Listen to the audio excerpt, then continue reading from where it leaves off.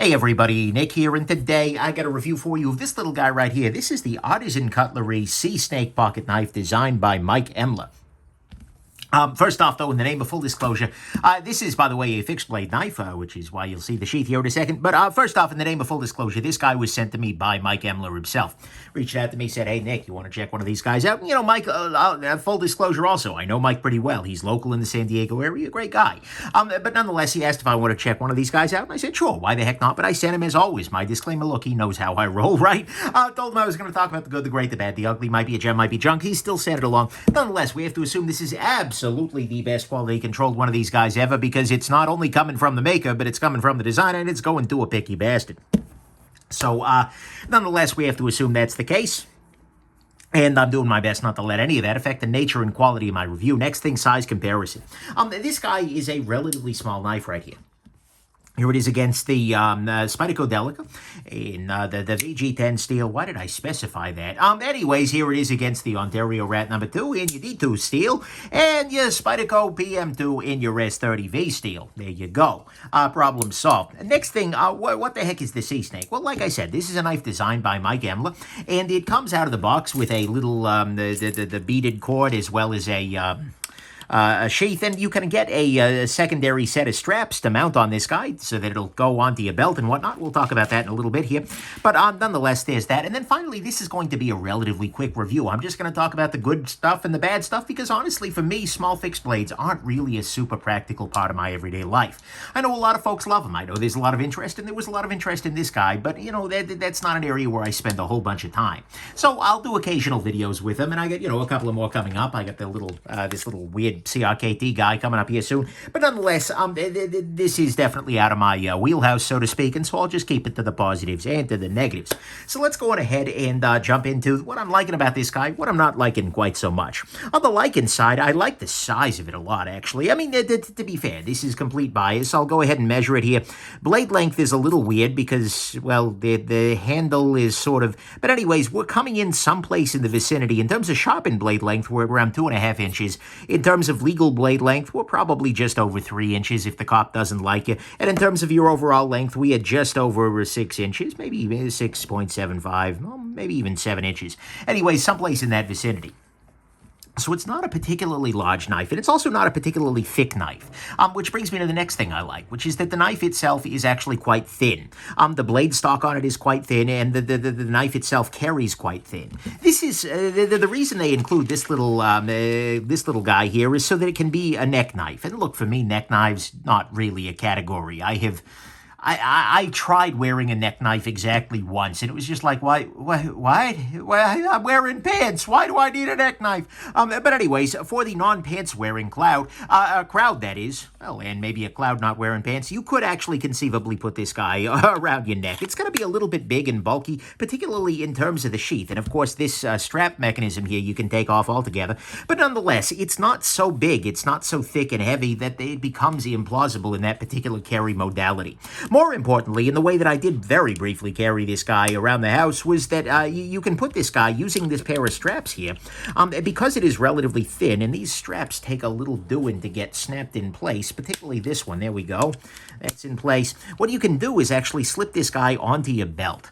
And as a result, if you've got this guy riding horizontally on your belt with this relatively thin size, you know what? This carries quite well. It carries quite small. It is a very plausible sort of belt, a sheath carry, or even pocket carry for a knife in this size. So I think this size is actually quite nice and makes it a lot more of a daily carry option than you might otherwise think. Ergonomically, it's actually quite nice. It's got a relatively nice handle here. It's got this little area here. It almost looks like a flipper tab on a fixed blade knife, but whatever it is, you've got yourself a forward finger choil here, which makes for very easy sharpening, which makes a lot of sense given that Mike Emler is actually a sharpener, right? That's his trade, so to speak. But nonetheless, you've got a nice finger choil here, got a nice choil here. This is not really going anywhere in your hand, even though the only texturing on it is really this bit up here. And then the G10 has a little bit of texturing itself. But, you know, nonetheless, that's it's fine, and it works nicely in the hand. Ergonomically, it's quite good. And the overall layout of it works very well for the kinds of draw-style cuts that a Wharncliffe blade is really ideal for. So I appreciate that very much. And actually, that brings us to the next point, which is the blade of this guy. On a fixed blade knife, the blade is really the only thing to talk talk about. And he says, talking about other things, the blade on this guy is AR-RPM 9.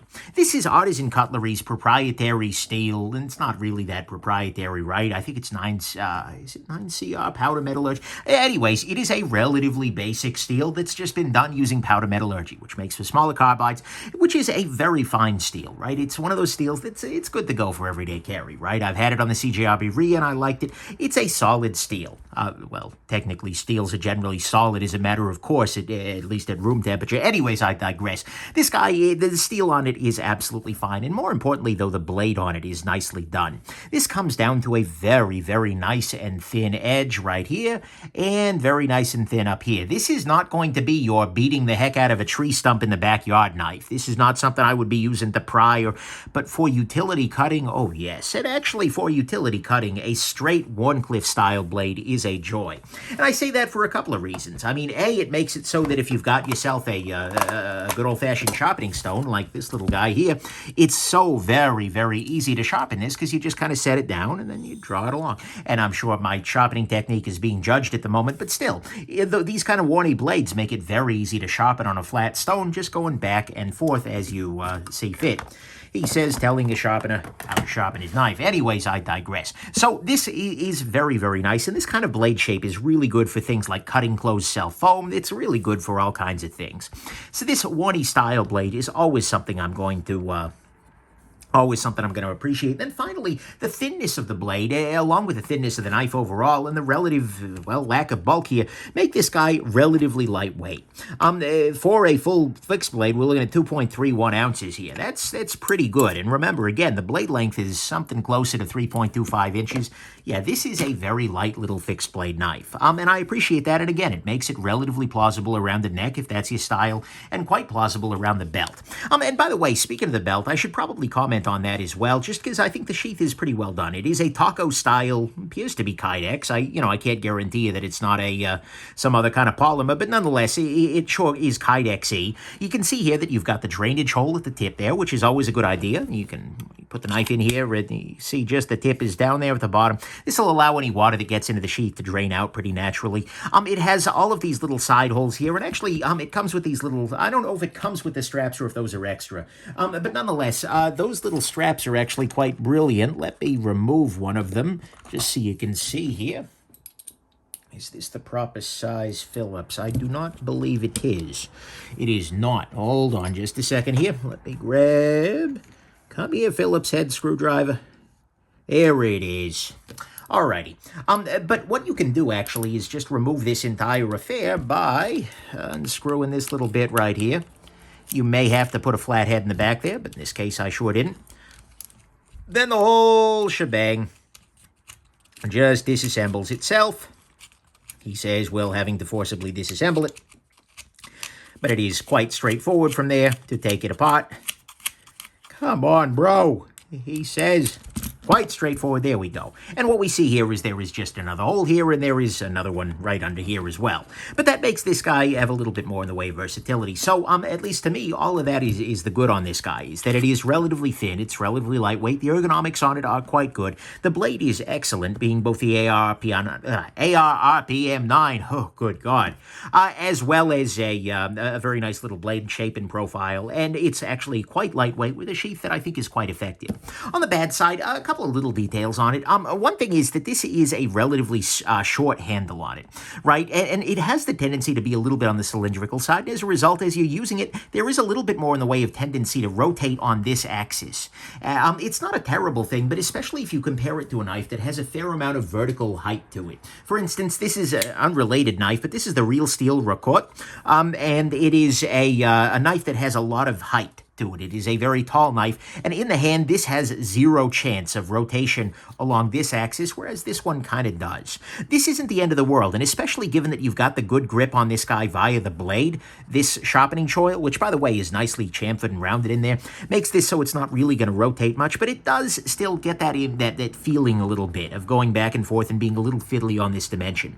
And I can also see for somebody with larger hands, that might potentially be a little bit tricky, getting kind of a real really good full grip on it. Not the end of any worlds, and I like the lightweightness, I think, more than that bothers me, but that is definitely an issue. Another thing is, honestly, this G10 color doesn't really do too much for me. It's kind of a brownish, khaki-ish sort of thing. It doesn't strike me as any of the color names I know specifically, but it's sort of coyote-ish. I don't even know. What do they call it on the container here? They don't even give it a name. Either way, it's a thing, right? I'm not sure that I'm in love with it, and practically speaking, I imagine it'll pick up stains and whatnot off you. Whatever. You can always re-dye that. That's not a problem, just with some Brit dye. But that is definitely a, pardon me, a factor. And holy crap, I forgot to mention the price tag. The price tag is $40, which makes a whole lot of things different. And then finally, of course, this isn't going to be the absolute highest end of performance just because you're going to be, you know, at a $40 kind of steel. And I'd argue that's a pretty damn good steel for $40. But anyways, it's not going to be like the, oh my God, highest of performers in terms of your, especially your tough beatery fixed bladey tasks. You know, when people say, oh, Nick, you know, should I get a fixed blade? My question is usually, well, how much you're abusing your knife. This isn't a fixed blade that's going to be designed for all that much in the way of abuse, although I think it'd do a fair amount. So, at least to me, on the bad side, those are the bad things. The color on this guy, as well as the sheath, isn't super amazing to me. The sheath, this guy is a little bit... come on. Mention that. It's going to be a little bit problematic. The color doesn't do it for me, and you're not getting something that's super high-end, but you're also only paying $40. And actually, that kind of comes around to my final conclusion here, which is that you're only paying $40, right? At the end of the day, this is actually a fair amount of knife for $40. If you're looking for a relatively small fixed blade, this does a very nice job. With a steel that I think is a little bit above the norm there, with a blade thinness as well as blade geometry that cuts a little bit above the norm here, which I appreciate very much. It's got a nice handle. It's got nice ergonomics on it. It works quite well. And then the sheath on this guy, as well as the extra carry strap option, makes this guy pretty plausible in a bunch of different scenarios. Certainly, it does have that tendency to rotate a little bit, although that's not quite so bad. And you're not looking at something, the color's a little bit unconvincing, and you're not looking at something that's, oh my God, high-end. But at the same time, for $40, I actually think this is going to be a nice choice for a number of folks. If you're looking for a fixed blade, there are lots of out there, right? I mean, $40 for a fixed blade, the world is sort of your oyster, but this combines a pretty nice steel with a nice little design and something that is really, really slicey and in a very utility-friendly form factor. So, you know, is this a knife that I'm going to carry? No. In fact, I'm going to send this back to Mike with no hard feelings or anything like that. It's just not something that really fits well in my life. But if you're looking for a small fixed blade, you're not looking to spend a whole bunch of money and you're looking for something that is a much more utility-focused sort of thing, rather than something that's a little bit more, you know, I'm going to beat on it, then honestly, I think the Sea Snake could snake you very, very happy with your purchasing decision. No? You're not going to be hissed off? No? I don't think you would give this guy a C.